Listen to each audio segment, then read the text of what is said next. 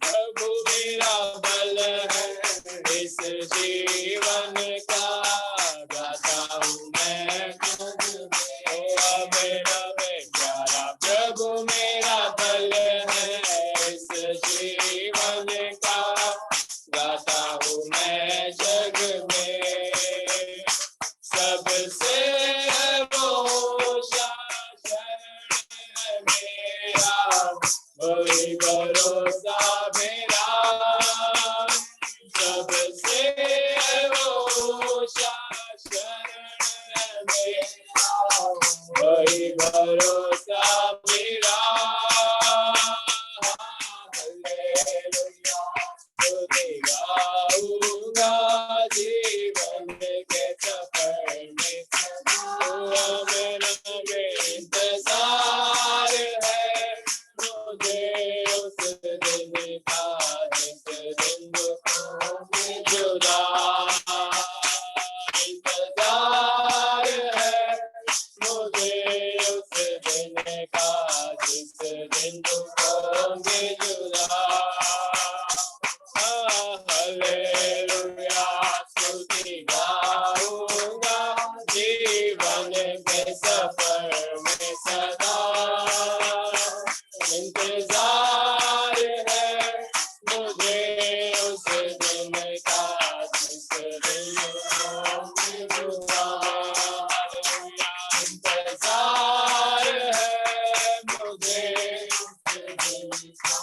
जिस दिन होंगे जुदा, इंतजार है मुझे उस दिन का जिस दिन होंगे जुदा, इंतजार है मुझे उस दिन का जिस दिन होंगे जुदा।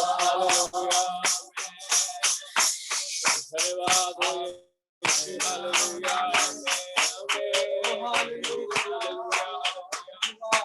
Praise the Lord. धन्यवाद यीशु, धन्यवाद यीशु। जय यीशु की हालेलुया, जय जय प्रभु यीशु की हालेलुया, हमको बचाने आया जगत में उसकी स्तुति करो, गाओ खुशी के गीत हालेलुया, हे धरती हे आकाश, आया मसीह जग में, पाप का कर देना, आया मसीह जग में, पाप का कर देना, फूले की धारा बहती सूर्य से, जिसमें धुले सब पाप, बोलो अब तुम अपने हृदय को उसमें रहे नादान, फूले की धारा है बहती सूर्य से, जिसमें धुले सब पाप, बोलो अब तुम अपने हृदय को उसमें रहे नादान। जय जय प्रभु यीशु की हालेलुया, जय जय प्रभु यीशु की हालेलुया, हमको बचाने आया जगत में उसकी स्तुति करो, हमें गाओ खुशी के गीत हालेलुया, हे धरती हे आकाश, आया मसीह जग में, पाप का कर देना, आया मसीह जग में, पाप का कर देना, तुम आज यीशु को प्रेम की बहती धार उसको बना लो केवल हारा नाम लगा लो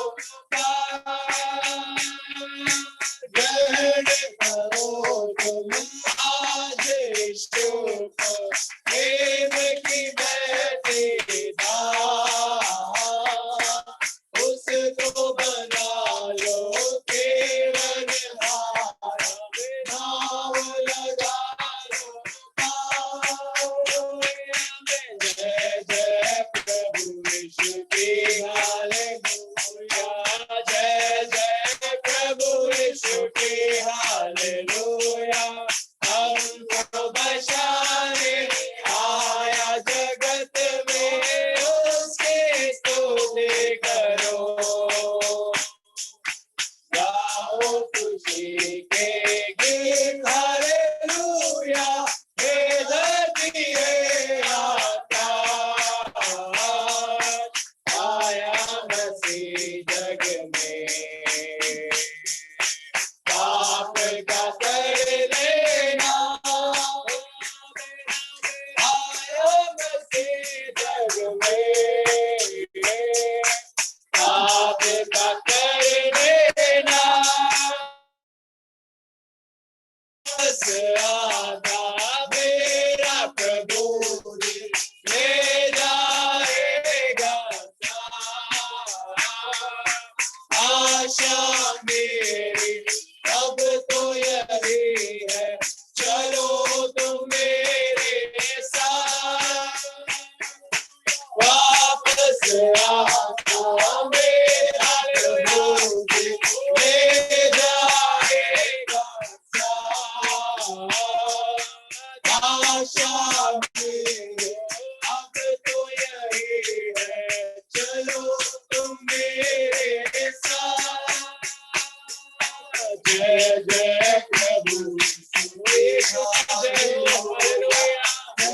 जय प्रभु हालेलुया हमको बचाने आया जगत में उसकी स्तुति करो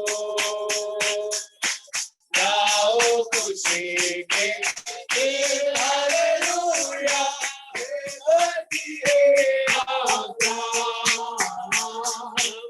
आया मसीह जग में पाप का कर देना आया मसीह जग में पाप का कर देना हरदम होंगे साथ यीशु के खुशी और शांति आएगा बोले तुम्हें भी रहना तुम दरिया हरदम होंगे साथ यीशु के खुशी और शांति आएगा बोले तुम्हें भी रहना तुम जय जय प्रभु यीशु की हालेलुया में जय जय प्रभु यीशु की हालेलुया हमको बचाने आया जगत में उसकी स्तुति करो गाओ खुशी के गीत हालेलुया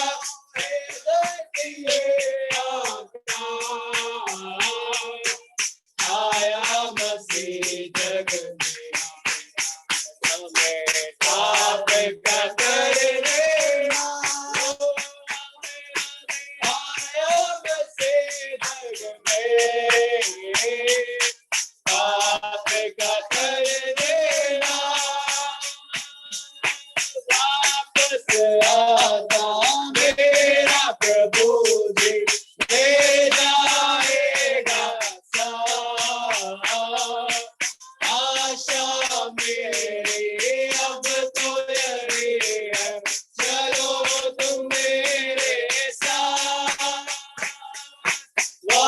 फसला था मेरा प्रभु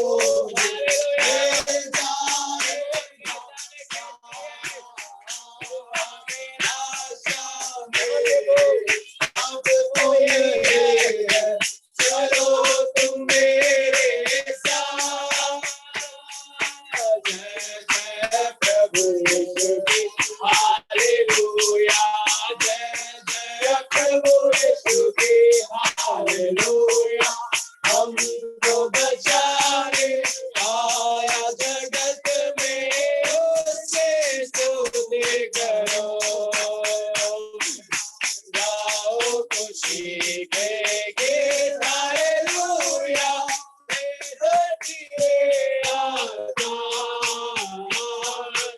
आया मसीह जग में आप का कर देना आया मसीह जग में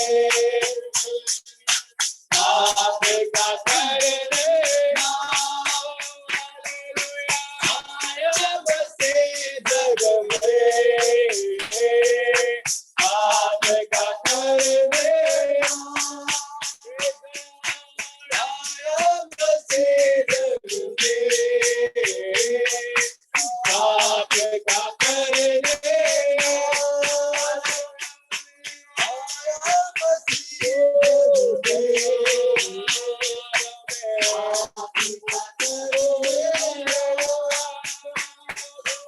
स्तुति गाऊंगा हे यीशु मेरे खुदा उपकार तेरे हैं बेशुमार कोटि कोटि स्तुति धन्यवाद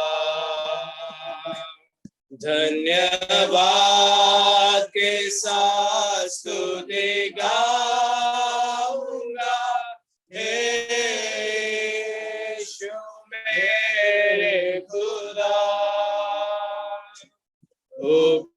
उपकार तेरे बेशुमार कोटि कोटि स्तुति धन्यवाद तू है सच्चा जिंदा खुदा है तुझ पर ही भरोसा मेरा तू है सच्चा जिंदा खुदा है तुझ पर ही भरोसा मेरा सेवा पूरी करके पाऊं इनाम प्रभु ऐसा दो सेवा पूरी करके पाऊं इनाम प्रभु ऐसा दो वरदान धन्यवाद के साथ स्तुति गाऊंगा मेरे खुदा उपकार तेरे है बेशुमार कोटि कोटि स्तुति धन्यवाद उपकार तेरे है बेशुमार कोटि कोटि स्तुति धन्यवाद धन्यवाद के साथ स्तुति गाऊंगा हे यीशु मेरे खुदा उपकार तेरे है बेशुमार कोटि कोटि स्तुति धन्यवाद। कोटि कोटि स्तुति धन्यवाद। धन्यवाद ओ राजा। Hallelujah hallelujah hallelujah. परमेश्वर नाम सभी को आशीष दे, क्योंकि शुरू में जब हम शुरू करने जा रहे थे तो कोई भी नहीं था, और परमेश्वर का धन्यवाद हो कि आप सब लोग आए हो, और परमेश्वर आप सभी को आशीष दे। हालेलुया।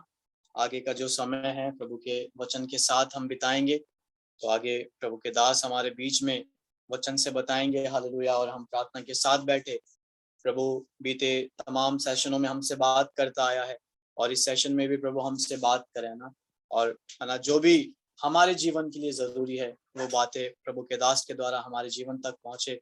परमेश्वर हमें सहायता करे। आगे प्रभु के दास लेंगे।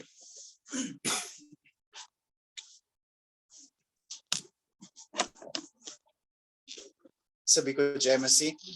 परमेश्वर का एक और बार फिर से धन्यवाद करते हैं इस समय के लिए जो परमेश्वर ने हमें दिया है, उसके वचन में देखने के लिए और उसके वचन से सीखने के लिए परमेश्वर ने जो मौका दिया है। परमेश्वर हमें पिछले 2 दिन से उसके आखिरी पलों के उस भाग से लेकर चल रहा है, और विशेषकर इस समय में हम प्रभु यीशु मसीह के क्रूस को हम याद कर रहे हैं। प्रभु यीशु मसीह जो क्रूस पर चढ़ाए गए, उनका उद्देश्य, उनका वहां पर होना, इन सारे विषयों पर हम नजर डाल रहे थे और हम देख रहे थे। हम फिर से एक और बार उन्हीं कुछ भागों में देखने की कोशिश करेंगे। एक आखिरी अंतिम बात जो मैं आप लोगों के बीच में कहना चाहता हूं, और जो जिसके साथ इस संदेश को मैं समाप्त करना चाहता हूं। प्रभु के लोगों, हम देखते हैं कि जिस तरह से हम पिछले दिनों में सुनते आए, ये प्रभु यीशु मसीह के आखिरी कुछ घड़ी है, आखिरी कुछ पल है जो प्रभु यीशु मसीह ने अपने चेलों के साथ बिताए। और जब हम ये पहचानते हैं कि एक कोई व्यक्ति है जो अपनी आखिरी घड़ी या आखिरी सांसों को ले रहा है, जब वो कुछ कहता है, उसकी अहमियत या उसकी खासियत कितनी होती है हमें पहचानना, हमें अलग से बताने की जरूरत नहीं है। इसलिए हम देखते हैं कि किस तरह से इन आयतों में कैसे प्रभु यीशु मसीह अपने उस इनर सर्कल को, अपने उस चुने हुए चेलों को किस तरह से आखिरी दिनों में तैयार कर रहा है। और वो उस समय पर समझ नहीं पा रहे हैं कि प्रभु यीशु मसीह क्या कर रहा है या क्या चीजों को वो कर रहा है, लेकिन हम देखते हैं कि धीरे धीरे जिस तरह से वो इवेंट्स को या उन घटनाओं को, प्रभु यीशु मसीह की मृत्यु, उसके पुनरुत्थान को जब हम देखते हैं, तो हम देखते हैं कि किस तरह से वो चेले उन बातों को पहचानते हैं और उनको हम तक पहुंचाते हैं। हम इन भागों में इसी कुछ बातों को देख रहे थे और पढ़ रहे थे। हमने मरकुस रचित सुसमाचार उसके 14 अध्याय से मैंने जिस तरह से आपको बताया, हम लोग प्रभु यीशु मसीह के कुछ पहलुओं को भी यहाँ पर देख रहे हैं, कुछ उनके चरित्र को भी हम यहाँ पर देख रहे हैं जो प्रभु यीशु मसीह ने उन दिनों में या हम इन वचनों के द्वारा हमारे सामने प्रकट होते हैं। पहले दिन में हमने देखा कि किस तरह से प्रभु यीशु मसीह हमारे लिए फसह का मेमना है करके हमने उस बात को अपने जीवन में पहचाना था। आज के सुबह के समय में हम ये देखते हैं, हम ये पहचानते हैं कि किस तरह से प्रभु यीशु मसीह वो दुख उठाने वाला या मनुष्य का पुत्र करके हमारे बीच में, ये मनुष्य का पुत्र क्या है, मनुष्य का पुत्र किसे कहते हैं, उसको मैंने आपको दिखाया था कि ये एक ऐसी बात है जो प्रभु यीशु मसीह अपने लिए इस्तेमाल करते हैं, और मरकुस के सुसमाचार में उसके दुख भोगने को दर्शाता है मनुष्य का पुत्र, जो बात हम देखते हैं। उसी के साथ फिर हमने देखा, आज अब दोबारा से आगे जाएंगे, एक और पहलू को हम देखेंगे, लेकिन उसके साथ साथ हमें ये भी पहचानना है कि हमें किस तरह की तैयारी को करना, हमें कैसे तैयार होना है। जिस तरह से प्रभु यीशु मसीह से वो सवाल करते हैं, आप कहाँ चाहते हैं कि मैं आपके लिए मेज को तैयार करूं। प्रभु के लोगों, हमें क्या तैयारी करनी है जब हम इस क्रूस के सफर पर, इस क्रूस के मार्ग पर यीशु मसीह के पीछे चलते हैं करके हमें देखना था। मैंने जिस तरह से कल मैं आपको बताया था या कल आपको याद दिलाया था कि हमें अपने पुराने खमीर को हटाकर पुराना जो भी है हमारी जिंदगी में उन सब को हटाकर एक नए गुथे हुए आटे के समान बनना है, क्योंकि उसने हमें एक पवित्र जन बनाया है करके हम देख। उसी के साथ साथ हमने सुबह में ये भी देखा था कि हम किस तरह से प्रभु यीशु मसीह के जो पीछे चलने वाले लोग हैं वो कैसे तैयारी करते हैं, वो किस तरह से तैयार होते हैं करके जब हम सुन रहे थे तो हमने देखा कि किस तरह से प्रभु यीशु मसीह कहते हैं कि हमें सबसे बुरे के लिए भी, इवन हमारे अपने लोग, अपने प्रिय हमें धोखा दे सकते हैं, उस धोखे को हमें झेलना पड़ सकता है। इसलिए मैं कहता हूं कि वो धोखा या उस बात के लिए भी this should not come as a surprise to us. ना ये बातें हमारे लिए कोई एक बड़ा अचानक हो गया या हमारे को कभी पता ही नहीं था करके हमारे सामने नहीं आना चाहिए, क्योंकि वचन हमें उन बातों के लिए तैयार करता है। ऐसे एक समय के लिए जब हम क्रूस में उसके पीछे उसके मार्गों पर चलते हैं तो इन बातों के लिए भी प्रभु यीशु मसीह तैयार करता है। मैं आपको बताया कि किस तरह से प्रभु यीशु मसीह ना अपने आखिरी क्षणों में अपने चेलों के साथ संगति करते हैं। आज आखिरी भाग को पढ़ते हुए हम या आज के इस मनन को हम समाप्त करेंगे, जो कि 22 से लेकर 25 तक हम पढ़ेंगे। 22 से लेकर 25 तक हम देखेंगे। जब वे खा ही रहे थे, उसने रोटी ली और आशीष मांग कर तोड़ी और उन्हें दी और कहा, लो यह मेरी देह है। फिर उसने कटोरा लेकर धन्यवाद किया और उन्हें दिया और उन सब ने उसमें से पिया।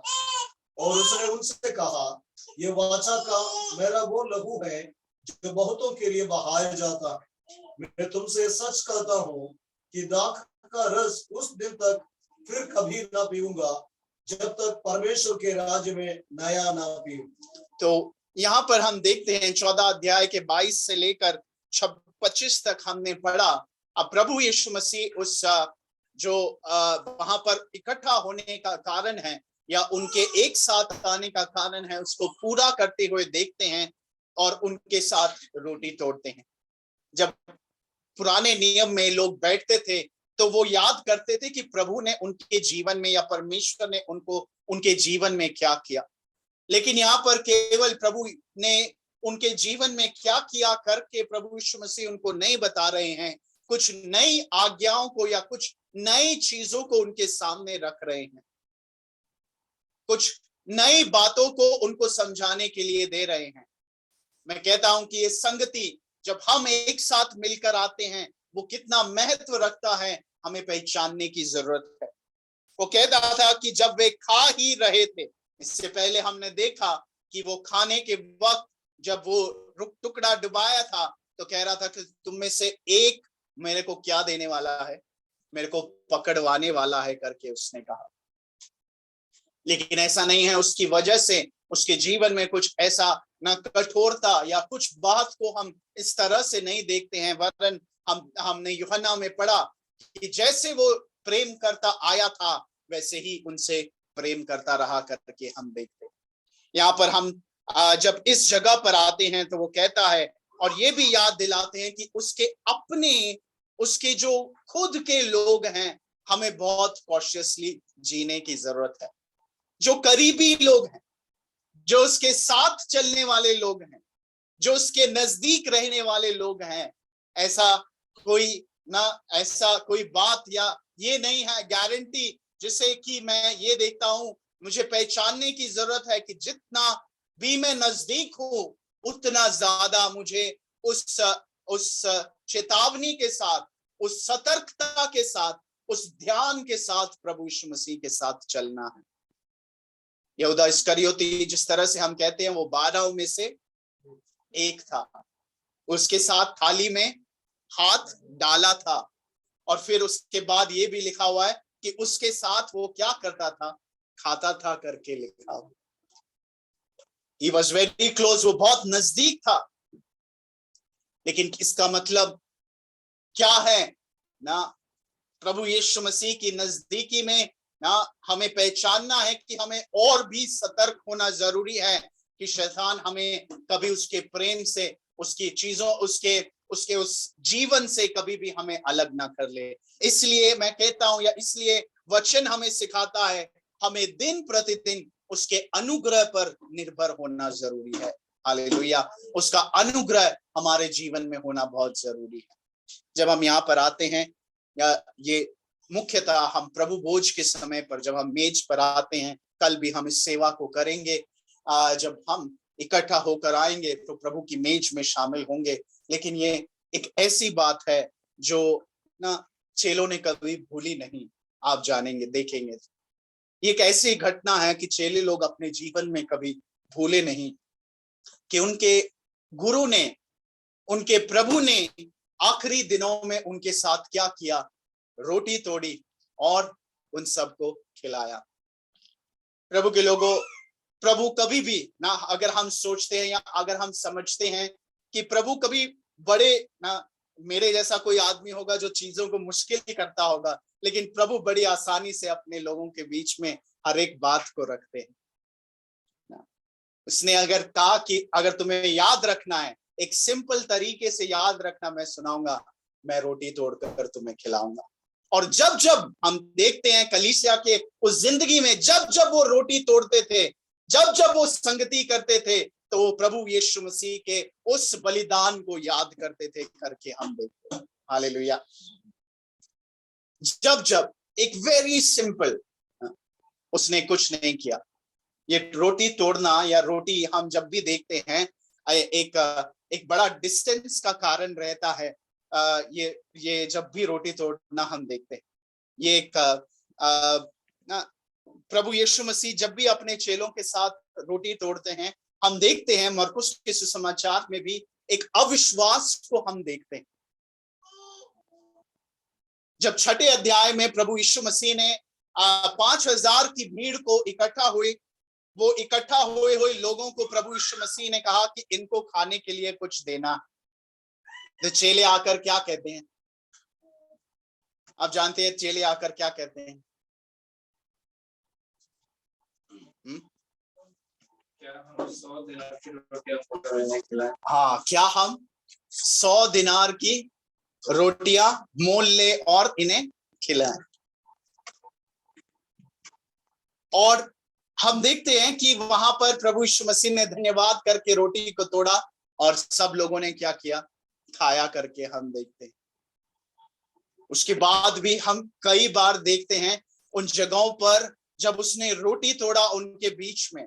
8वें अध्याय में जब हम आते हैं तो वो कहता है ना, उसने 4000 को भी खाना खिलाया, उनके साथ खाना खाया और रोटी तोड़ा उनके बीच में, 4000 को खिलाया। उसके बाद जब वो नाव में बैठे थे तो सोच रहे थे, क्या सोच रहे थे? हमने केवल एक ही रोटी, ना पहले 12 टोकरियां मिली, फिर 7 टोकरियां मिली, और अब उसके पास बचा हुआ, वो कहते हैं कि नाव में केवल एक ही टुकड़ा बाकी है करके वो लोग कह रहे।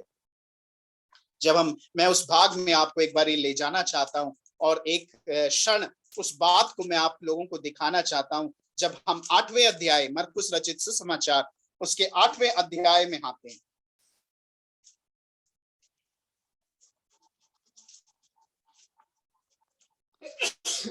जब 8 आयत को देखते हैं, देखिए क्या लिखा, 8 का 8 में क्या लिखा?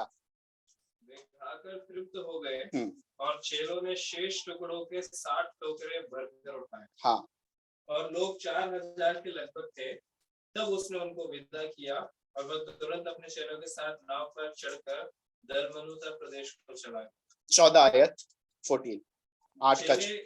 रोटी लेना भूल गए थे और नाव में उनके पास एक ही रोटी थी। हाँ, चेले रोटी लेना भूल गए थे, नाव में उनके पास केवल एक ही रोटी थी। हाँ, उसने उन्हें चिताया, देखो फरीसियों के खमीर और हेरोदेस के खमीर से चौकस रहो। वे आपस में विचार करके कहने लगे, हमारे पास रोटी नहीं है।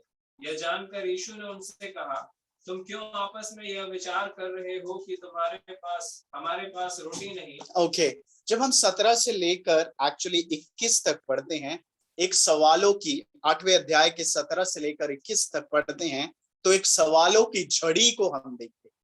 सवाल पे सवाल, सवाल पे सवाल, हर, है ना, ऐसे एक सवाल पे सवालों को करते हुए प्रभु यीशु मसीह को देखते हैं।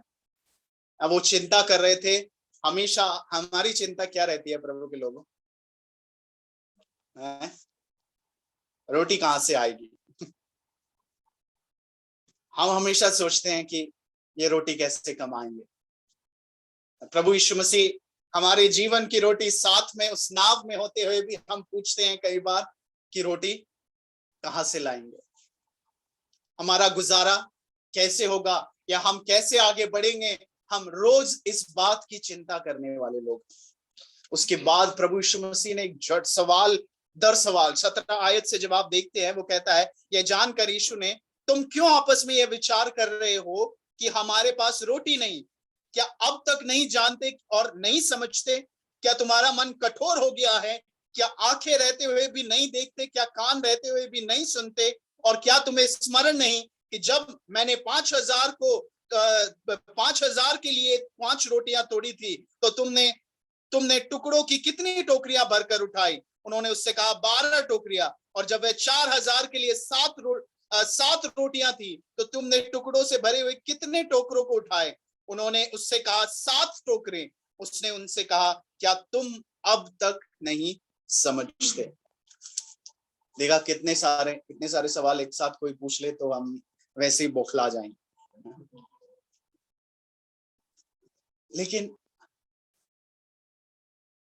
हमारे जीवन में हमें पहचानना, और ये रोटी देखिए हमेशा हमारे सामने एक सवाल बनकर खड़ी रहती है। अब जानते हैं प्रभु यीशु मसीह ने जब अपने चेलों को जी उठने के बाद जाहिर किया तो उसने क्या किया? रोटी तोड़ा और उनको दिया और खुद भी खाया, और उनकी आंखें क्या कर गई? खुल गई करके लिखा हुआ। आप जानते हैं ना, पतरस भी इसीलिए अपनी नाव को लेकर, अरे प्रभु यीशु मसीह तो चले गए, अभी क्या करना है? अपना काम धंधा फिर से क्या करना पड़ेगा? शुरू करना पड़ेगा। और नाव लेकर निकल लिया। वहां पर भी हम एक बात देखते हैं ना, जब प्रभु यीशु मसीह वहां पर उस झील के किनारे पर आए तो वहां पर ऑलरेडी क्या था? मछली वो क्या कर रहे थे? भुना हुआ मछली वहां पर ऑलरेडी था। उनकी पकड़ से पहले भुनी हुई मछली वहां पर ऑलरेडी थी। प्रभु के लोगों, हम कई बार अपने जीवन में ये देखिए, ये रोटी से जोड़ना या रोटी को हमारे जीवन में याद दिलाना, प्रभु यीशु मसीह इसलिए ये हमारे जीवन में इतने साधारण तरीके से हमारे सामने लाते हैं कि ये पहचानो कि मैं जीवन की रोटी हूं। हालेलुया, मैं जीवन की रोटी हूं। आपकी रोटी से, आपके हर एक जरूरत से बढ़कर वो कहता है, मुझे तुम्हारे जीवन में, या मेरी चाह तुम्हारे जीवन में होनी चाहिए करके परमेश्वर हमें बताता है। हम देखते हैं कि किस तरह से ये रोटी उनके जीवन का भाग, या यीशु मसीह के साथ चलने वाले लोगों का भाग किस तरह से बनी रही। प्रभु के लोग, आज मैं फिर से एक बार आपको याद दिलाना चाहता हूं, जब इस मेज पर हम लोग आते हैं, या हम जब भी प्रभु यीशु मसीह को याद करते हैं, जब हम रोटी तोड़ते हैं, कलीसिया जब रोटी तोड़ती है, हम कल जब रोटी तोड़ेंगे या उसके सामने उस मेज के सामने होंगे, मैं आपसे कहना चाहता हूं, हम किसके बारे में ज्यादा चिंता करते हैं? हमारे जीवन की चिंता किस बारे में है? हम किस बारे में ज्यादा सोचते हैं? उस मेज पर, उस जगह पर हम परमेश्वर के बारे में सोचते हैं, लेकिन वो यही हमें उस अंतिम घड़ियों में भी दिखाना चाहता है कि वो घर का मुखिया है, वो उनके बीच में है, वो हमारे साथ है करके। और वो याद उनकी निरंतर, वो हर एक दिन जब जब इकट्ठा होते थे, वो क्या करते थे? रोटी तोड़ते थे परमेश्वर के लिए, एक बात को याद दिलाने के लिए कि प्रभु यीशु मसीह रोज उनके बीच में है। हालेलुया। प्रभु यीशु मसीह रोज, हमेशा, हर दिन जब जब वो रोटी तोड़ते थे, उनको ये ज्ञात दिलाना था कि प्रभु यीशु मसीह उनके साथ हैं, प्रभु यीशु मसीह वहां पर हैं, उनके बीच में हैं। और ये बहुत ही सिंपल तरीके से, क्योंकि ये आखिरी घड़ी थी, इसके बाद प्रभु यीशु मसीह पकड़वा दिए गए। But this became a memory. जब आपका कोई सबसे अजीज आपसे दूर चला जाता है, जब आपका कोई आपसे प्रिय दूर चला जाता है या हमें छोड़कर चला जाता है, एक कोई बात ऐसी होती होगी कि जब भी आप वो चीज करते हैं तो उनके चेहरा या उनका बारे में आपको याद आता है।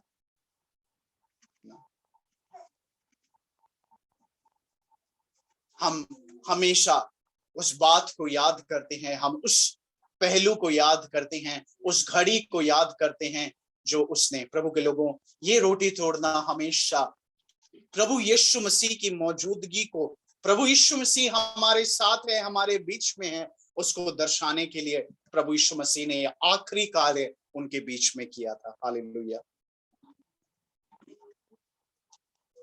प्रभु यीशु मसीह उनके साथ है। वही जब हम 14 अध्याय में वापस आते हैं तो वो कहता है, जब वे खा ही रहे थे, उसने रोटी ली और आशीष मांगकर क्या किया, तोड़ी और उन्हें दी और कहा, लेकिन वहां पर एक बात है जो कहता है, लो ये मेरी देह है करके वो उन्हें कहता है। रोटी तोड़ा, उन्हें दिया और कहा, लो ये मेरी देह।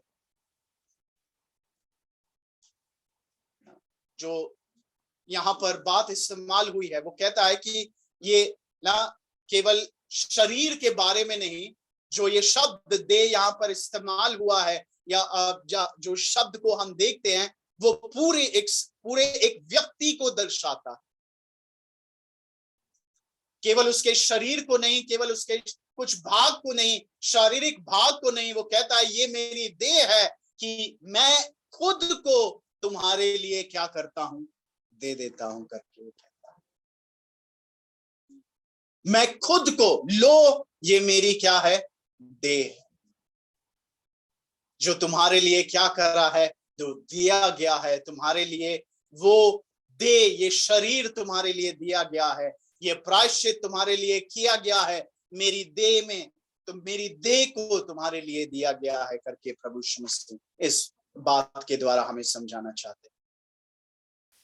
प्रभु के लोगों, फिर आगे बढ़ते हैं। वो कहता है, फिर उसने कटोरा लेकर क्या किया, धन्यवाद किया और उन्हें दिया और उन सब ने से उसमें से क्या किया, पिया। अगेन वी सी दैट वो कटोरा लेकर जब उन्होंने उसमें से पिया, पीने के बाद वो कहता है, उसमें शामिल होने के बाद वो कहता है यह वाचा का मेरा वह लहू है जो बहुतों के लिए क्या किया गया है, बहाया गया। ये वाचा का वो लहू है जो बहुतों के लिए, ये वाचा का मेरा वह लहू है जो बहुतों के लिए क्या किया गया है, बहाया गया है। प्रभु के लोग,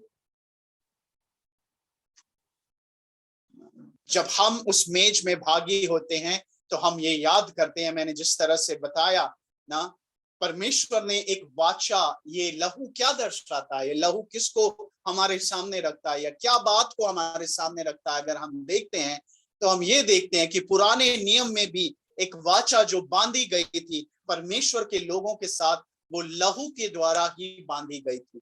एक पुरानी वाचा, एक वाचा जो परमेश्वर इजराइल के लोगों के साथ बांधता है, वो वाचा हम देखते हैं प्रभु के वचन में, जो निर्गमन की पुस्तक उसके 23वें अध्याय उसके 3 से लेकर 8 में जब हम पढ़ते हैं, निर्गमन की पुस्तक उसके 23वें अध्याय उसके 3 से लेकर 8 तक हम पढ़ते हैं। और कंगाल के मुकदमे में उसका भी पक्षपात करना। निर्गमन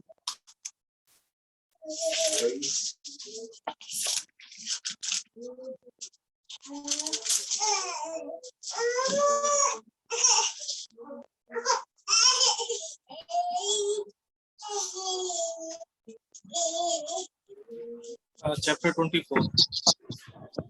chapter 24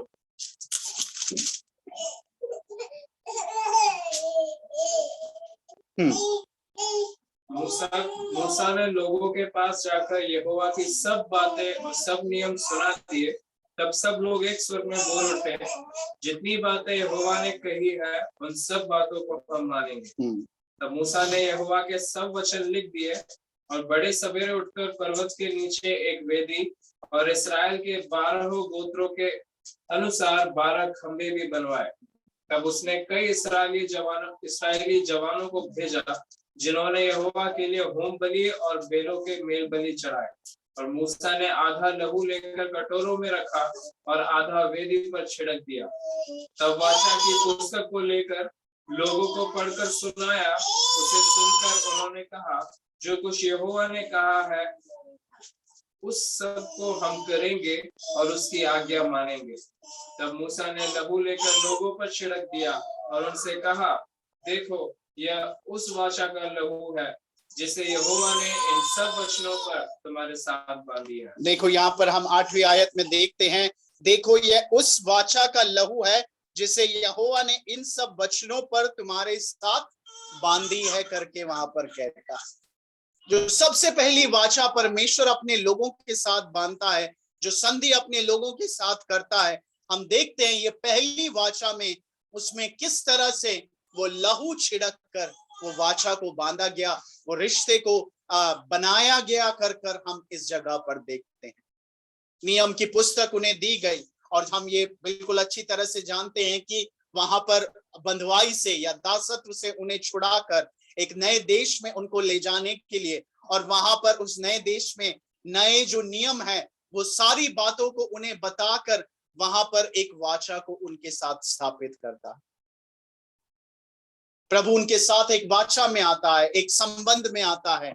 लेकिन यहाँ पर नए नियम में वो कहता है, नए नियम में वो दोबारा से हमारे सामने वो यही कहता है, यह वाचा का मेरा वह लहू है जो बहुतों के लिए बहाया गया। जब मरकुस रचित सुसमाचार उसके 14वें अध्याय में हम वापस आते हैं, उसका 24वां आयत में जब हम पढ़ते हैं तो उसमें इस तरह से लिखा हुआ है, अब प्रभु यीशु मसीह हमारे साथ क्या करता है, एक नई वाचा को क्या करता है, बांधता है। एक नई वाचा हमें दी है। ये नई वाचा कैसी है परमेश्वर के लोग?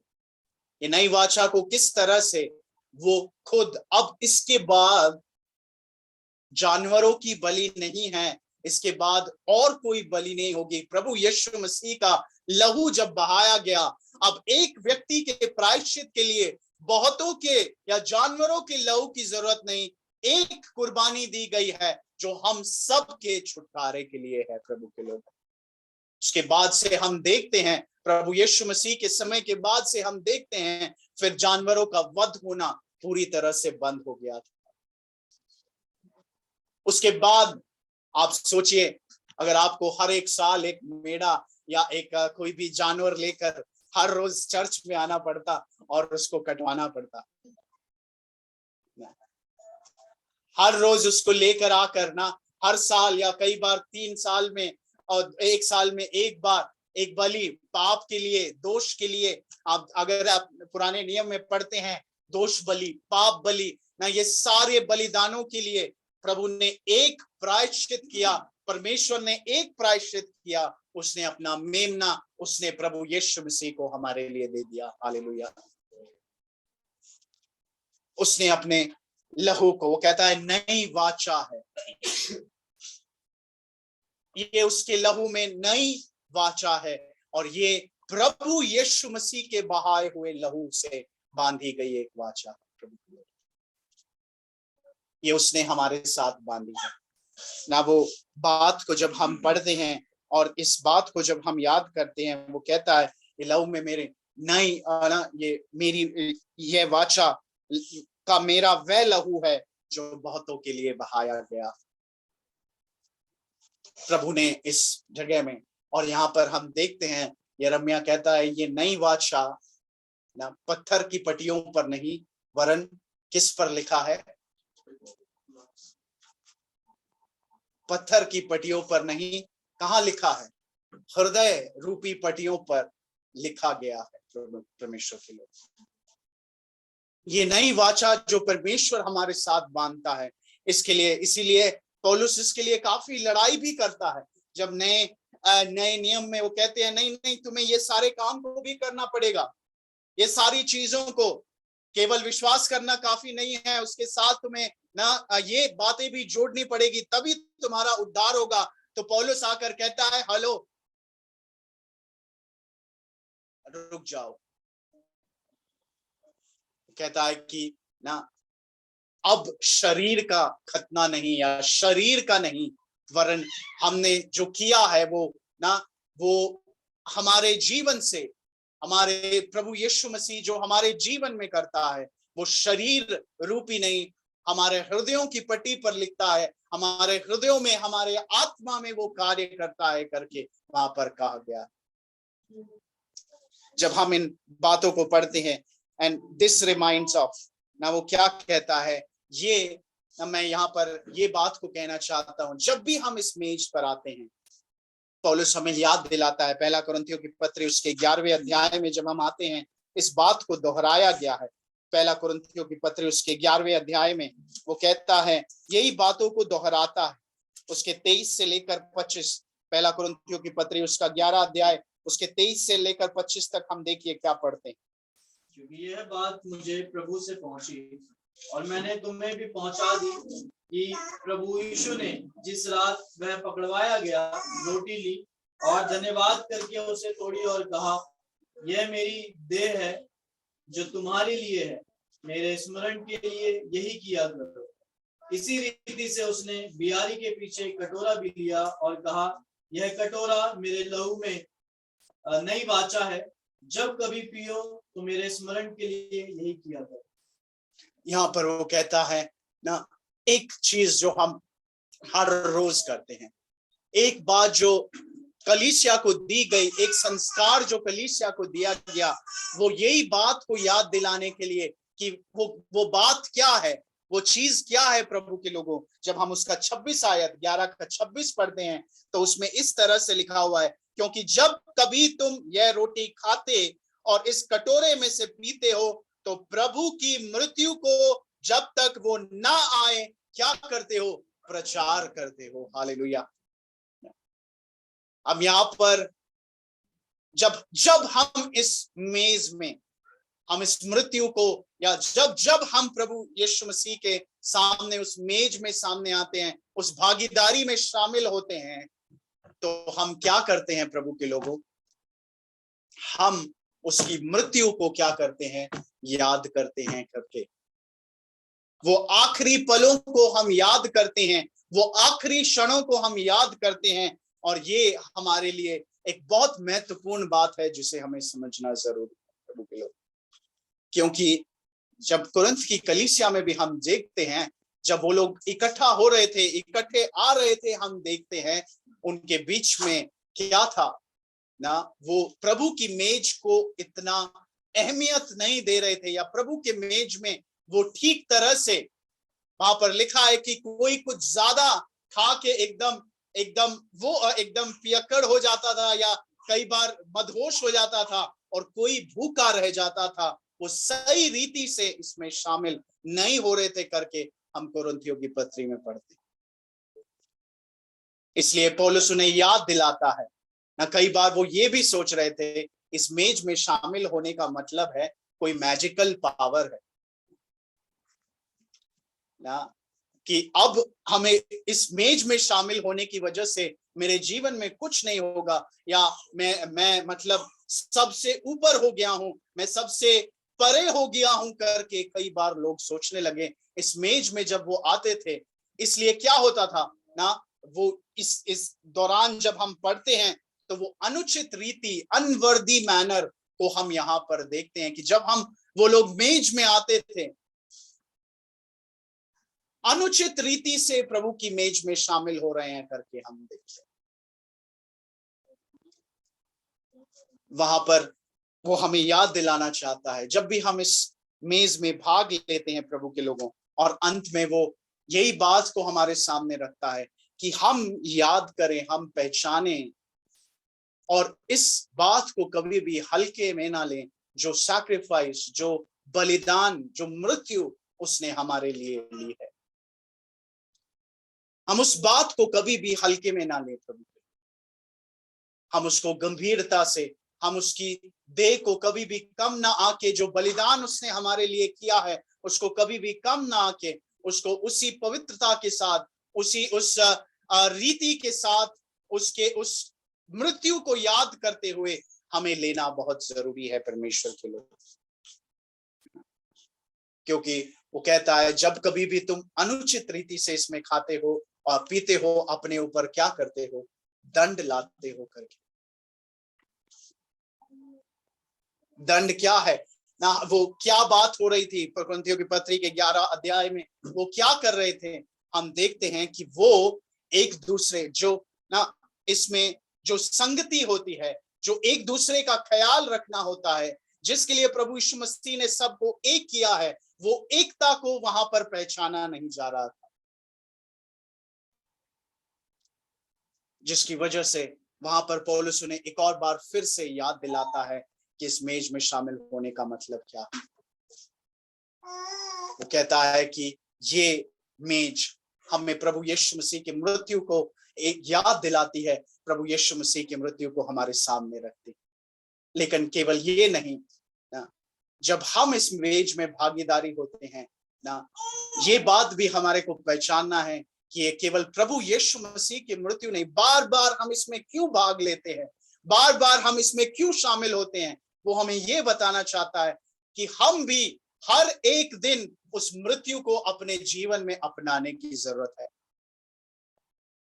हम पुराने जीवन के लिए क्या कर गए हैं, मर गए हैं, हम इस नए जीवन में प्रवेश कराया है, इस नई वाचा में प्रभु यीशु मसीह ने अपने लहू के द्वारा प्रवेश कराया है। हमें हर एक दिन उस मृत्यु को याद करते हुए हम देखते हैं कि हमने हाँ, प्रभु यीशु मसीह हमारे लिए एक बार मरे, एक साल में एक बार याद करके हम छोड़ दिया, क्या वही है?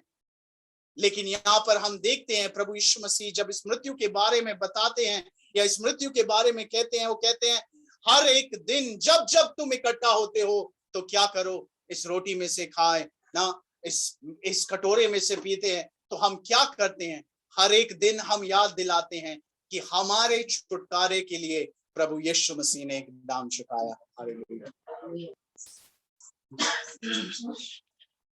हमारे छुटकारे के लिए, और हमें याद दिलाता है कि हम किस समुदाय, किस समाज के लोग हैं, कैसा हमारा एक सामाजिक जिम्मेदारी है।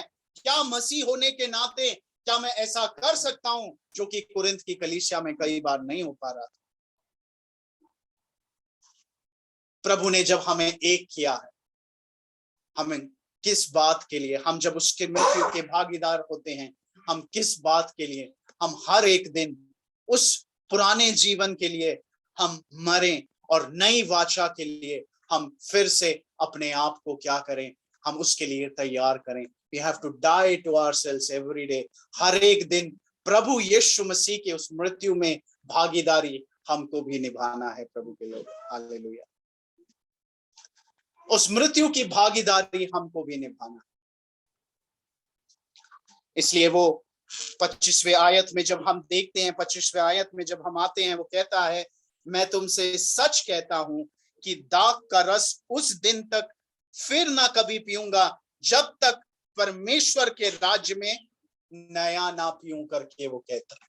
यहाँ पर लिखा है मैं तुमसे सच कहता हूं कि दाख का रस उस दिन तक फिर कभी ना पीऊंगा जब तक परमेश्वर के राज्य में नया ना पीऊं। वहां पर वो एक और बात हमें समझाता है, प्रभु यहाँ पर कोई हमारा ना अलग से कोई एक राजनीतिक राज्य बनाने नहीं, एक राजनीतिक देश बनाने नहीं, वरन परमेश्वर के राज्य का भागीदार हमें बनाने के लिए आया।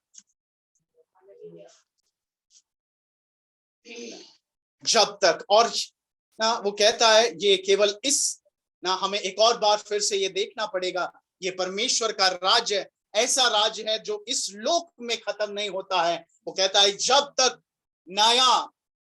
मैं उस राज्य में प्रवेश ना करूं, वो कहता है दाख का रस उस दिन तक फिर कभी ना, जब तक परमेश्वर का राज्य में में नया ना पीऊं करके। प्रभु के लोगों, हमारी भी एक संगति है जो किसके साथ होगी? परमेश्वर के राज्य में प्रभु यीशु मसीह के साथ होगी। हालेलुया। क्या हमारी नजर उस पर टिकी हुई?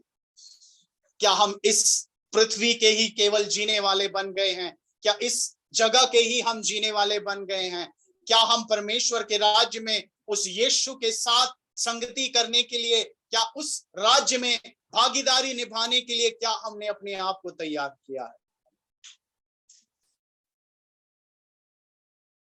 कहता है कि एक राज्य को, यहाँ पर एक और प्रभु यीशु मसीह का पहलू, जो मैं परमेश्वर के राज्य में राजा और कोई नहीं, वो राजा प्रभु यीशु मसीह है। हालेलुया। वो हमारा फसह का मेमना है। मैंने बताया वो मनुष्य का पुत्र जो हमारे लिए दुख भोगता है, वो हमारा राजा है जो जयवंत है करके हम देखते हैं। Praise the Lord.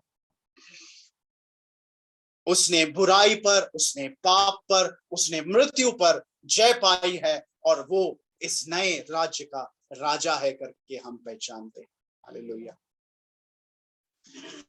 इस राज्य के कैसे हम भागीदार बने, इस राज्य में कैसे हम शामिल हों, इस राज्य को कैसे हम अपने जीवन में अपनाएं, ये राज्य हमारे जीवन में कैसे आता है, प्रभु यीशु मसीह शुरुआत से ही उसको बताते हैं। जब प्रभु यीशु मसीह क्रूस पर मारे गए और तीसरे दिन जी उठे, तो उन्होंने एक नए राज्य की शुरुआत डाली है। परमेश्वर के लोग,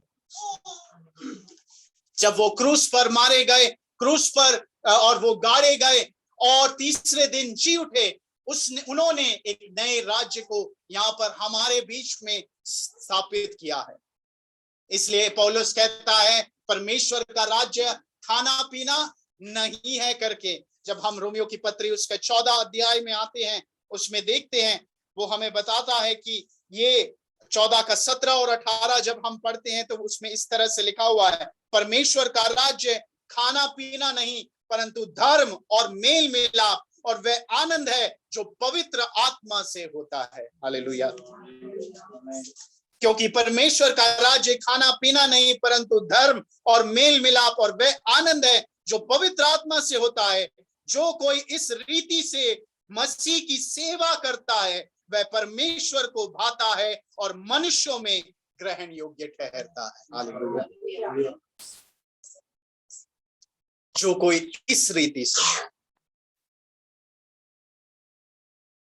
प्रभु के लोगों, उस परमेश्वर के राज्य के भागीदार उसने हमें बनाया, उस राज्य की भागीदारी हमें दी है। इस राज्य में हम कैसे, इस राज्य में कैसे हम शामिल होते हैं, इस राज्य के कैसे हम भागीदार बनते हैं, इस राज्य में कैसे हम आते हैं करके अगर हम पहचाने तो मरकुस के शुरुआती आयतों से हमें पता चलता है। जब हम मरकुस रचित सुसमाचार उसके पहले अध्याय में आते हैं, वो हमें बताता है, पहले अध्याय में उसका 14 और 15 आयत देखिए क्या कहता है। मरकुस रचित सुसमाचार पहला अध्याय उसका 14 और 15। यूहन्ना के पकड़वाए जाने के बाद यीशु ने गलील में आकर परमेश्वर के राज्य का सुसमाचार प्रचार किया। हाँ। और कहा, समय पूरा हुआ है और परमेश्वर का राज्य निकट आ गया है, मन फिराओ और सुसमाचार पर विश्वास करो। वो कहता है ना, हम इस राज्य में कैसे प्रवेश करते हैं परमेश्वर के लोगों, इस राज्य के भागीदार कैसे हम कहते हैं। यीशु ने जब शुरुआत करी, अपनी सेवा की शुरुआत करी, उसने घोषणा करी, वो कहता है परमेश्वर के राज्य का प्रचार किया। वो कहता है समय क्या हुआ, पूरा हुआ है और परमेश्वर का राज्य क्या आ गया है, निकट आ गया है, जो कि हम क्रूस और पुनरुत्थान में पूरा होते हुए उसे देखते हैं। और वो कहता है उसके लिए हमें क्या करना है, मन फिराओ और सुसमाचार पर विश्वास लाओ। इस राज्य के भागीदार कैसे हम बनते हैं परमेश्वर के लोगों, मन फिराव और सुसमाचार पर विश्वास लाना। हालेलुया। मन फिराए, मन फिराए। सुसमाचार क्या है, सुसमाचार क्या है? मन फिराया। मन कैसे फिराया? हम अब उस पाप के उस रास्ते में आगे नहीं बढ़ेंगे, हम परमेश्वर की ओर फिरेंगे करके हम मन फिराव को देख रहे हैं। मन फिराने का मतलब क्या है और सुसमाचार क्या है परमेश्वर के लिए? सुसमाचार क्या है? आप लोग मसीह हैं ना? सुसमाचार क्या है? प्रभु यीशु मसीह स्वयं है, जो कि हम देखते हैं मरकुस रचित सुसमाचार उसका पहला अध्याय उसका पहला आयत में देखिए,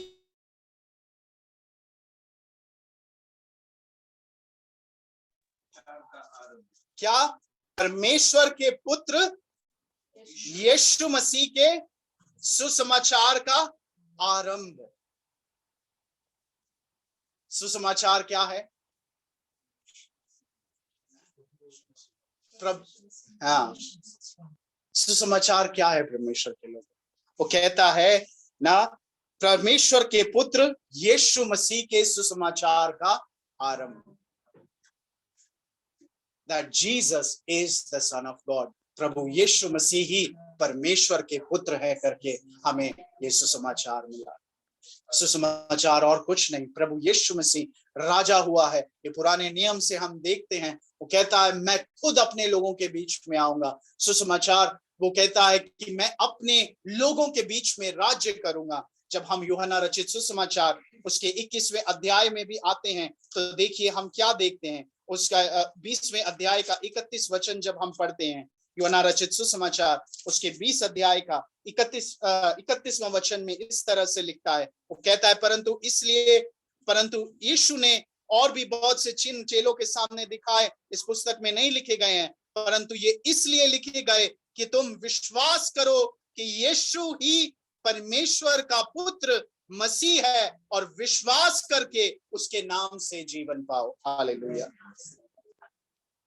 सुसमाचार क्या है?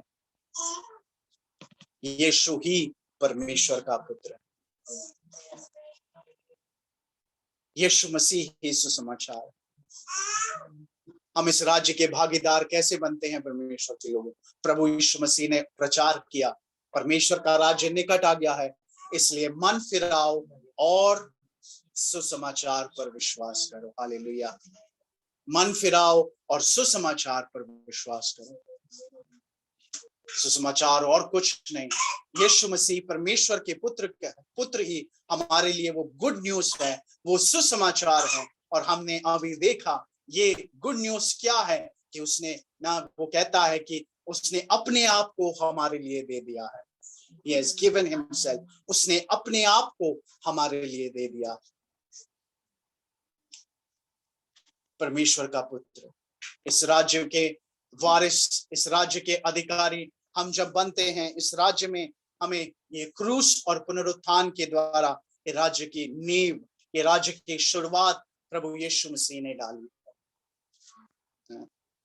हम कई बार सोचते हैं, हम कई बार कहते हैं ना, इस सुसमाचार के बारे में हमने कई बार सुना है, और यही इस बारे में ना, जब हम मरकुस रचित सुसमाचार में वापस आते हैं, उसके 14वें अध्याय को जब हम पूरा पढ़ के आगे 15 अध्याय में जब हम पढ़ते हैं, 15 अध्याय जब हम पूरा आगे पढ़ते हुए जाते हैं ना, वहां पर हम देखते हैं कि किस तरह से प्रभु ने वो शेम 15 अध्याय को अगर आप पढ़ते हैं ना, उसकी मृत्यु में वो जो निंदा उसने सही, वो जो निंदा को उसने ना, ये राजा, ये तू यहूदियों का राजा है करके उसको कई बार निंदा में उड़ाया गया करके हम देखते हैं। 15 अध्याय जब बार बार आप पढ़ते हैं, प्रधान याजकों ने उसका मजाक उड़ाया, वहां जो भीड़ इकट्ठा थी उसने उनका मजाक उड़ाया, उसके साथ दो जो चोर लटके हुए थे उन्होंने उसका मजाक उड़ाया, जो सैनिक वहां थे उन्होंने उसका मजाक उड़ाया,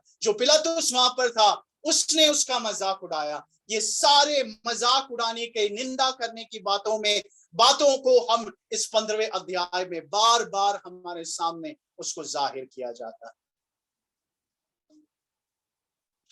उसके आखिरी वक्त तक, मैं इस भाग को पढ़ रहा था, उसके आखिरी वक्त तक वो देखो उसको क्या सहना पड़ा।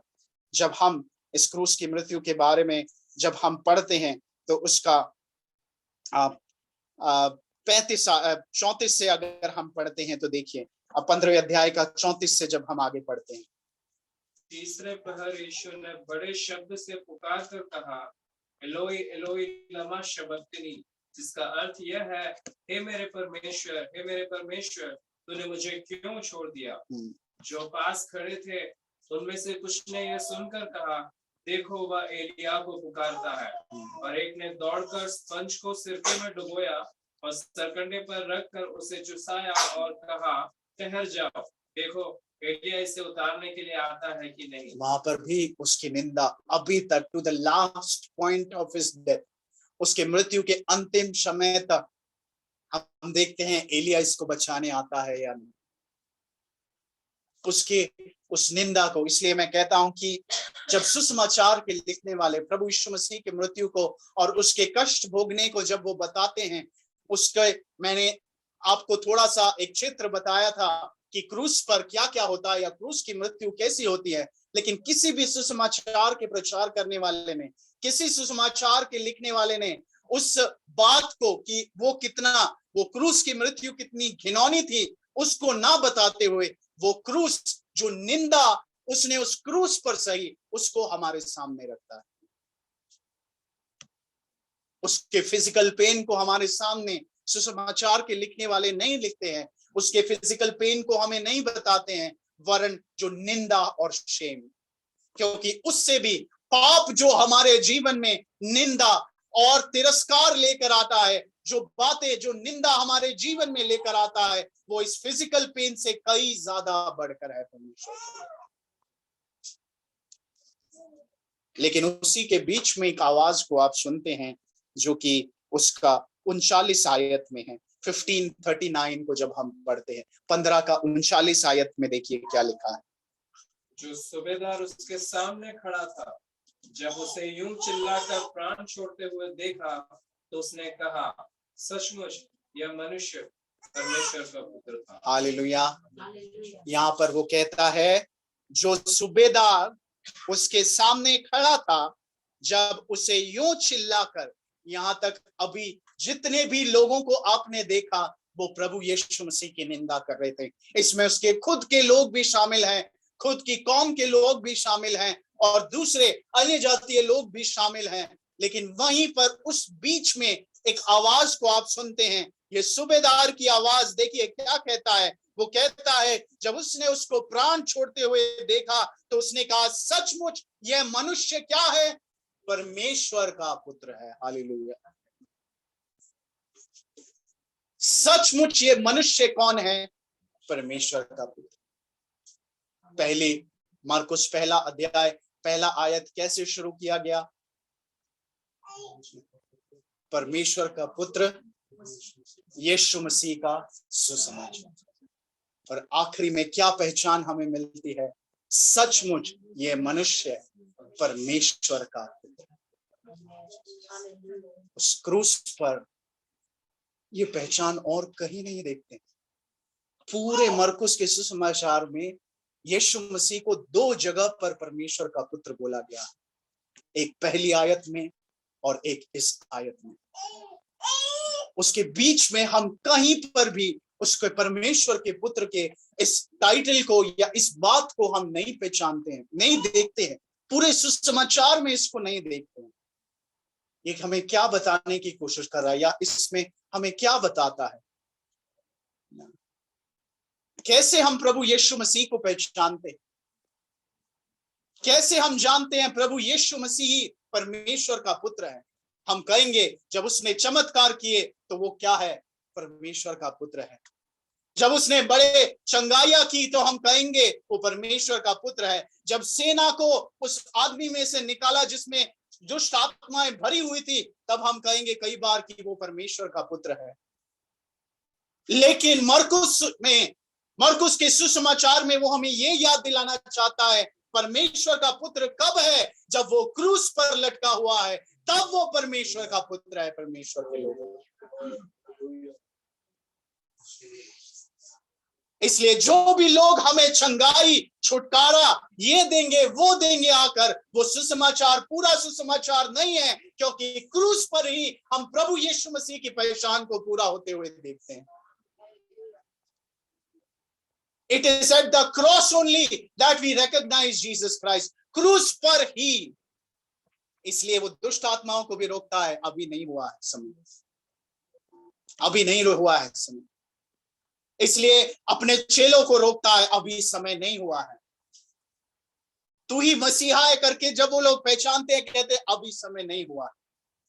लेकिन जब वो क्रूस पर लटका हुआ है, क्रूस पर टंगा हुआ है, तब जो सूबेदार, जो प्रभु यीशु मसीह को जानता नहीं है, वो उस इलाके से नहीं है, वो यहूदी नहीं है, लेकिन वो सैनिक वहां पर यीशु के कदमों पर खड़ा होकर कहता है, ये सचमुच परमेश्वर का पुत्र है। He is the Son of God. प्रभु के लोगों, हम कभी भी अधूरी पहचान के साथ प्रभु यीशु मसीह को लेकर ना, अगर मैं कहता हूं कि मेरे हाथ रखने से चंगाइयां होती हैं, मेरे हाथ रखने से छुटकारा होता है, लेकिन अगर क्रूस की पहचान को मैं अपने जीवन में लेकर नहीं चलता हूं, ये सुसमाचार संपूर्ण नहीं है। क्योंकि पहचान, प्रभु यीशु मसीह अपने आप को कहां जाहिर करता है, प्रभु यीशु मसीह अपने आप को कहां प्रकट करता है, कहां रिवील करता है, वो क्रूस पर ही है जहां उसकी सच्ची पहचान होती। वहां तक सबको उसने रोका हुआ, इस क्रूस पर ही उसकी सच्ची पहचान होती है। सूबेदार ने पहचाना वो कौन है, परमेश्वर का पुत्र।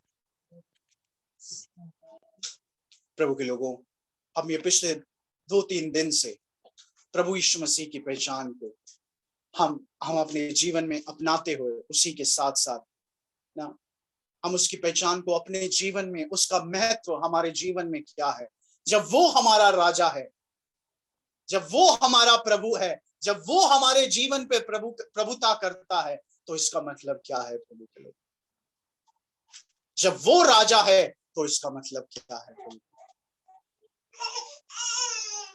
ना, अगर प्रभु यीशु मसीह हमारा राजा है, हम अपने पुराने जीवन के लिए मर गए हैं, हमें रोज अपने पुराने जीवन के लिए मरना भी है।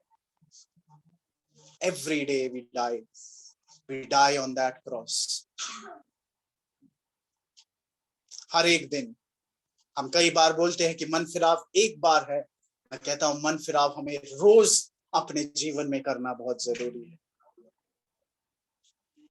मन फिराव हर एक दिन हमारे जीवन में होना जरूरी है कि मैं अपने आप को क्रूस के उस छाया में, क्रूस के उस बनावट में अपने आप को लेकर आऊं। क्रूस की आड़ में मैं अपने आप को छुपाऊं। प्रभु के लोगों, हमें ये पहचानना जरूरी है, हमें अपने जीवन में इस पहचान को निश्चित तौर पर होना बहुत जरूरी है, जहां हम पहचाने कि प्रभु यीशु मसीह हमारे जीवन के राजा हैं। उन्होंने एक राज्य की शुरुआत डाली है और उस राज्य के वो राजा हैं। इस राज्य में जो उसके क्रूस के तले आते हैं, they have to participate। इस राज्य के लोगों की खासियत उसकी मृत्यु में हर एक दिन शामिल होते हुए हमें जीना है। वो जब जब इकट्ठा होते थे रोटी तोड़ते थे। हालेलुया। उसकी मृत्यु में भागीदारी हमें हर एक दिन निभानी होगी। We have to die every day।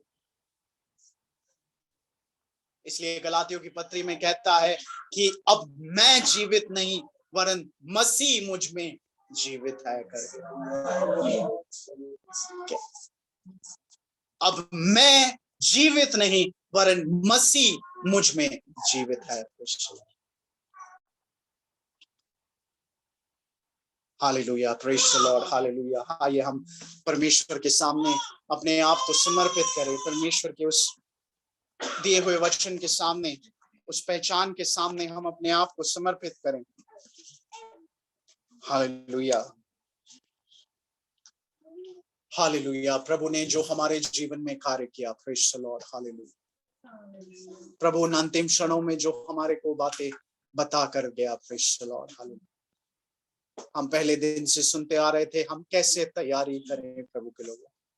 हम किस तरह से तैयारी करें। Praise the Lord, hallelujah. चेले प्रभु यीशु मसीह के पास आकर पूछते हैं, हम तेरे लिए कहाँ मेज को तैयार करें। Praise the Lord, hallelujah. हम तेरे लिए कहाँ वो मेज को तैयार करें। हालेलुया। तू क्या चाहता है?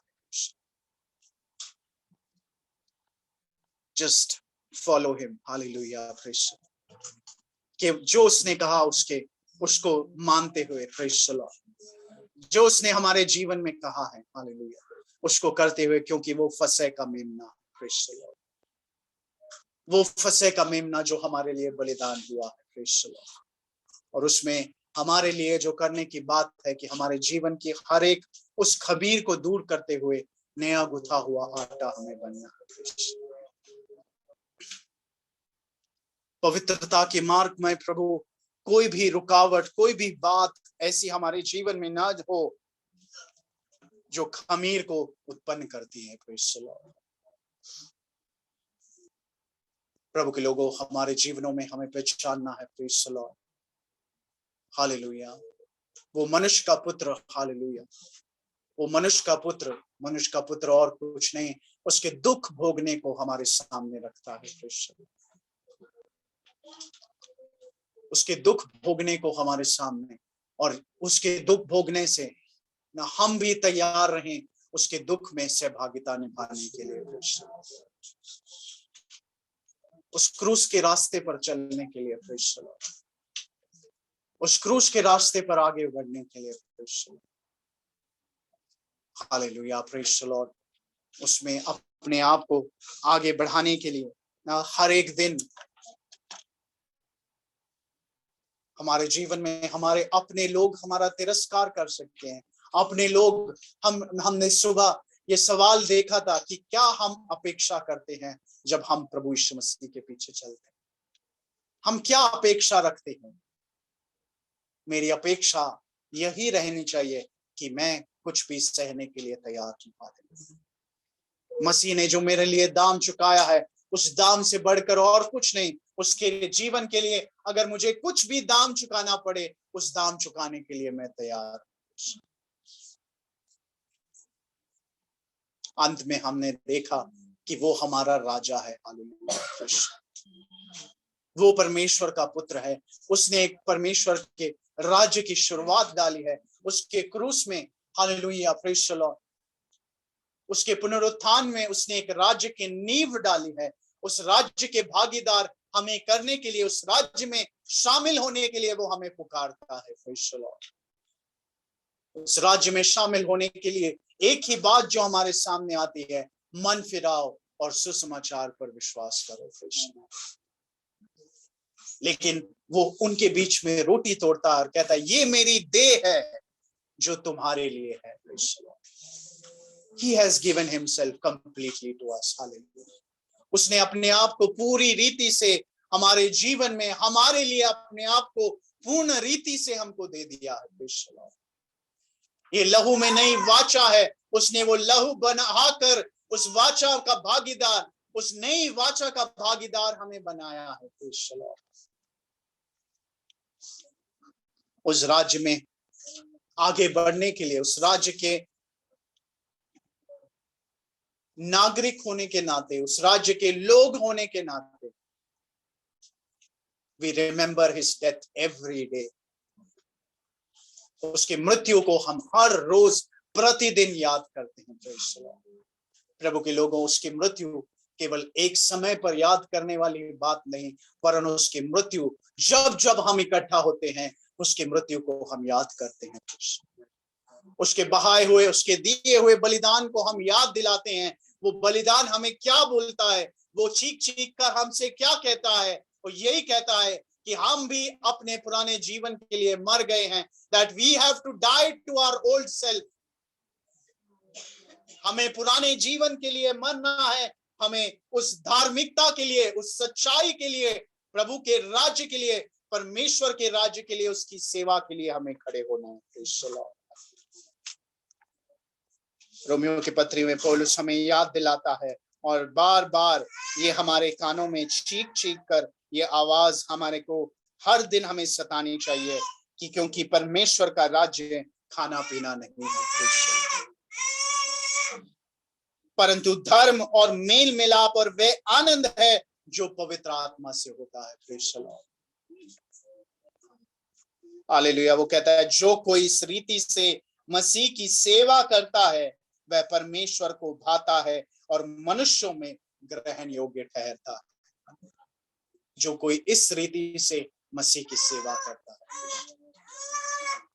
प्रभु के लोगों, उसके राजत्व में शामिल होने के लिए, उसकी प्रभुता को हमारे जीवन में स्वीकार करने के लिए, उसकी पहचान दिन प्रतिदिन जैसे उस सूबेदार ने पहचाना कि सचमुच ये परमेश्वर का पुत्र है। क्रूस के बिना मसीह अधूरा है परमेश्वर के लोगों, क्रूस के बिना हमारा जीवन अधूरा है परमेश्वर के लोगों, उसकी मृत्यु के बिना हमारा जीवन अधूरा है परमेश्वर के लोगों। उसके आश्चर्य कर्म हैं, लेकिन उसकी सच्ची पहचान उसके क्रूस पर प्रकट होती है। प्रभु के लोगों, मसीह हमारे जीवन से कैसे प्रकट होगा? जब हम बहुत बड़ा काम करेंगे, जब हम बहुत बड़े बातों को करेंगे, क्या तब प्रकट होगा? प्रभु यीशु मसीह कहते हैं कि उसकी मृत्यु में, उसके क्रूस में प्रभु परमेश्वर का पुत्र है करके प्रकट होता है।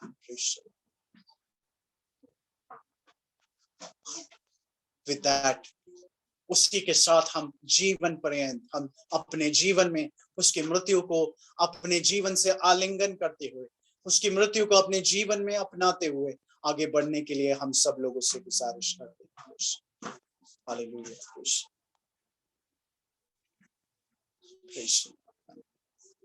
Hallelujah, praise the Lord, hallelujah.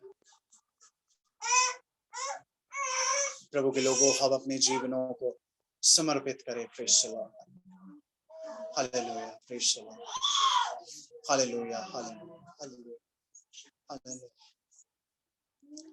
उस क्रूस पर, hallelujah, hallelujah, praise the Lord,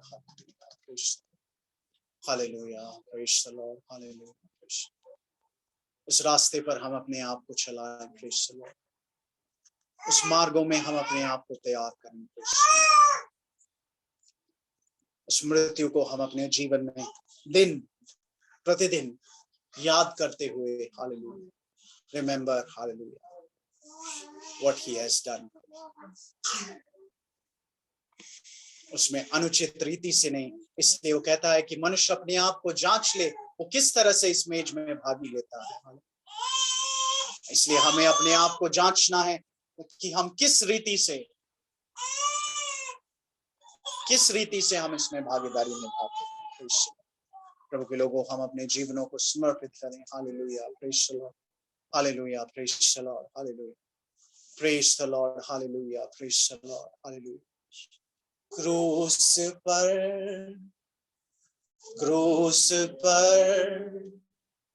है ये कौन लहू लुहार, क्रूस पर है ये कौन लहू लुहार, मेरा स्वामी, मेरा नाम, मेरे खातिर देता जा,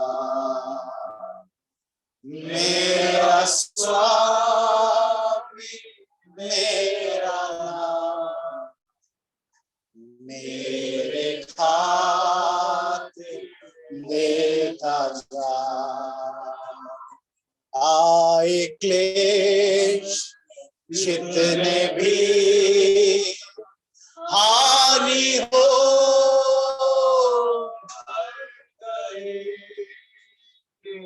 आए क्लेश जितने भी हानि हो, हर कहीं उसके प्रेम को भूलूंगा